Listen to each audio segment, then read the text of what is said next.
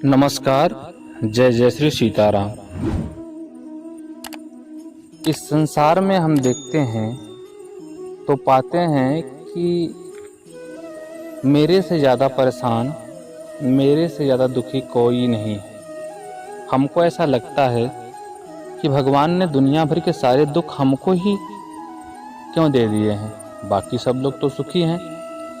तो इसी के संबंध में एक प्रेरक प्रसंग आप सबसे मैं साझा कर रहा हूँ। आशा है कि आप सभी के प्रश्नों का उत्तर उसमें निहित है।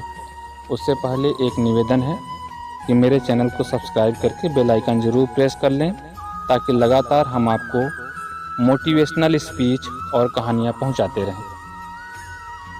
एक भिखारी किसी किसान के घर भीख मांगने गया। किसान की स्त्री घर में थी और उसने चने की रोटी बना रखी थी। किसान जब घर आया तो उसने अपने बच्चे का मुख चूमा। स्त्री ने उसके हाथ पैर धुलाए और उसके बाद वह रोटी खाने बैठ गया। स्त्री ने एक मुट्ठी चना भिखारी को डाल दिया। भिखारी चने लेके चल दिया और रास्ते भर वो भिखारी सोचने लगा कि हमारा भी तो कोई जीवन है। दिन भर कुत्ते की तरह मांगते फिरते हैं, फिर स्वयं बनाना पड़ता है। और इस किसान को देखो, कैसा सुंदर घर है, घर में सुंदर स्त्री है, बच्चे हैं, अपने आप अन्न पैदा करता है, बच्चों के साथ प्रेम से भोजन करता है। वास्तव में सुखी तो यह किसान है। और इधर वह किसान रोटी खाते खाते अपने स्त्री से कहने लगा, नीला बैल बहुत बुढ़ा हो गया है और वह अब किसी तरह का काम नहीं करके देता है। यदि कहीं से कुछ रुपए का इंतजाम हो जाए तो इस साल का काम चले। साधो राम महाजन के पास जाऊंगा, वह ब्याज पर कुछ पैसा शायद दे देगा। भोजन करके वह साधो राम महाजन के पास गया। बहुत देर तक चिरौरी विनती करने पर, आरजू मिन्नत करने पर 1 रुपया सैकड़ा सूद पर साधो ने रुपया देना स्वीकार किया। एक लोहे की तिजोरी में से साधो राम ने एक थैली निकाली और गिनकर रुपए किसान को दे दिए। रुपए लेकर किसान अपने घर को चला। वह रास्ते में सोचने लगा कि हम भी कोई आदमी हैं, घर में 5 भी रुपया नगद नहीं। कितनी चिरौरी विनती करने पर उसने रुपए दिए हैं। साधो कितना धनी है, उसके पास सैकड़ों रुपए हैं। वास्तव में सुखी तो साधो राम ही है। साधो राम छोटी सी दुकान करता था और वह एक बड़ी दुकान से कपड़े लाता और उसे बेचता था। दूसरे दिन साधो राम कपड़े लेने गया। वहां सेठ पृथ्वी चंद की दुकान से कपड़ा लिया और वहां बैठा ही था कि इतनी देर में कई तार आए। कोई बम्बई का तो कोई कलकत्ते का। किसी में लिखा था 5 लाख मुनाफा हुआ, किसी में 1 लाख का। साधो महाजन ने सब देखता रहा और कपड़ा लेकर चला आया। रास्ते में सोचता रहा कि हम भी कोई आदमी हैं। 100-200 रुपए जुड़ गए तो महाजन कहलाने लगे। पृथ्वी चंद कैसे हैं, एक दिन में लाखों का फायदा। और वास्तव में सुखी तो यह है।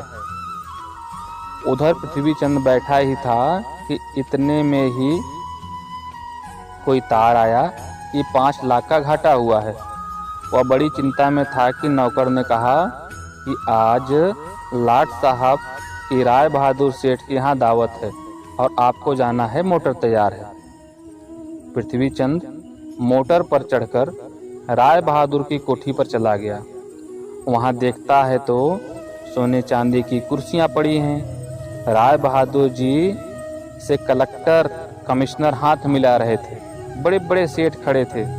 वहाँ पृथ्वी चंद सेठ को कौन पूछता, वे भी एक कुर्सी पर जाकर बैठ गया। लाट साहब आए, राय बहादुर से हाथ मिलाया, उनके साथ चाय पी और चले गए।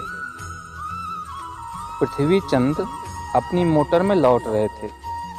रास्ते में सोचते आते हैं कि हम भी कोई सेठ हैं। 5 लाख के घाटे से घबरा गए।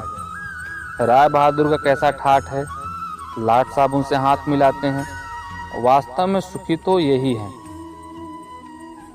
अब इधर लाट साहब के चले जाने पर राय बहादुर के सिर में दर्द हो गया। बड़े बड़े डॉक्टर आए, एक कमरे में पड़े थे। कई तार घाटे के एक साथ आ गए थे। उनकी भी चिंता थी, कारोबार की भी याद आ गई। वे चिंता में पड़े थे। तभी खिड़की से उन्होंने बाहर झांक कर देखा। एक भिखारी हाथ में डंडा लिए अपनी मस्ती में जा रहा था। राय बहादुर ने उसे देखा और बोले, वास्तव में तो सुखी यही है, इसे न तो घाटे की चिंता न मुनाफे की फिक्र। इसे लाट साहब को पार्टी भी नहीं देनी पड़ती। सुखी तो यही है। इस प्रसंग से हमें यह पता चलता है कि हम एक दूसरे को सुखी समझते हैं, पर वास्तव में सुखी कौन है, इसे तो वही जानता है जिसे आंतरिक शांति मिली है, जिसे आंतरिक सुकून मिला है। आप चाहे भिखारी हों, आप चाहे करोड़पति हों, लेकिन आपके मन में जब तक शांति नहीं है तब तक आपको सुकून मिल ही नहीं सकता। एक बात तो हमें समझना होगा, जो मैं हमेशा इस चीज़ का जिक्र करता हूँ कि जो प्राप्त है वही पर्याप्त है, और जो मेरी योग्यता है उससे अधिक परमात्मा ने मुझे दिया है। बस बात इसमें अलग यह है कि मैं कैसे उसका उपयोग करता हूँ। हमें तो प्रसन्न होना चाहिए कि परमात्मा ने हमें स्वस्थ रखा है।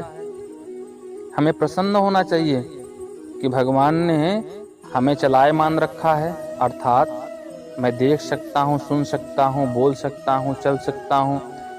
मेरे पास बुद्धि है, अच्छे बुरे का ज्ञान उन्होंने दिया है। उन्होंने हमें परिवार दिया है। उन्होंने हर प्रकार से हमको सुसज्जित करके रखा हुआ है, अलंकृत करके रखा हुआ है। अब हम बाह्य चीज़ों को अगर सुख मानकर, जो बाहरी वस्तुएं हैं, जो कि नष्ट होने वाली चीज़ें हैं, अगर उसी को सुख मानकर और उसी के अभाव में सुख का अभाव मानकर दुखी होते रहेंगे, तो फिर यह तो ऐसा रोग है कि जिसका कोई उपचार किसी वैद्य के पास नहीं है। इसका तो एक ही उपचार है कि भौतिक चीज़ों को मिथ्या मानना है कि वो तो नाशवान है। आप देखिए, अगर मान लो आपने सोने का आभूषण बनवा लिया है, तो क्या जीवन पर्यंत आप पहन पाएंगे? कुछ दिन पश्चात वह टूट जाता है, कमज़ोर हो जाता है, पुनः उसकी मरम्मत होती है, उसका स्वरूप बदल जाता है। कितना भी आपको प्रिय है, लेकिन टूट जाएगा तो फिर मरम्मत होकर आएगा, उसका स्वरूप आपको सुंदर नहीं लगेगा। फिर आप उसको बेच देंगे तो उसका मूल्य कम हो जाएगा, तो कम मूल्य का सामान आपको प्राप्त होगा। लेकिन जो चीज़ें आपके अंतर मन में हैं वह कभी न टूटेंगी, न गलेंगी, न खराब होंगी, अर्थात वह धन है संतोष धन। गोधन, गजधन, वाजधन और रत्न धन खान, जब आवे संतोष धन, सब धन धूर्य समान। तो इसीलिए हमें सदैव यह समझना चाहिए कि मेरे पास जो संतोष नामक धन है, उस धन से बड़ा कोई धन नहीं है।